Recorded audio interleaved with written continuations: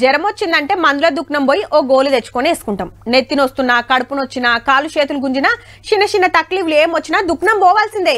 Doctor దగ్గరికి పోతే fee అడుగుతాడు. ఆ టెస్టులు ఈ టెస్టులు అని పైసలు గుంజుతారని చాలా మంది పోరు. ఆయన చిన్న చిన్నటికి ఊకుకే దావకండ్ల కురకాల్సిన పని కూడా లేదు. అబ్బా కొలువంటే గీలదబ్బా, బిందాస్.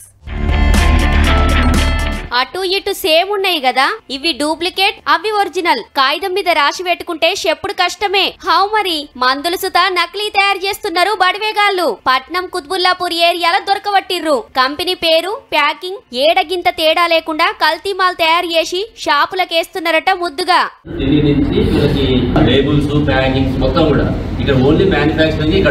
ఢిల్లీకెళ్లి మాల్ తెచ్చి హైదరాబాద్ లో మిషన్ల మీద తయారు చేసి సప్లై చేస్తున్నారట. 6 నెలల సంధి నడుస్తుందట దందా.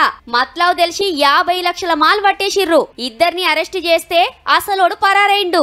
రోగాలు తగ్గాలని గోళీలు మింగుతాం గాని గిసొంటి గోళీలతోటి కొత్త రోగాలు కొని తెచ్చుకున్నట్టే. ఇంకా ఏడేడ గీ దందా నడుస్తుందో జర గట్టిగా నజరేయురి సార్లు.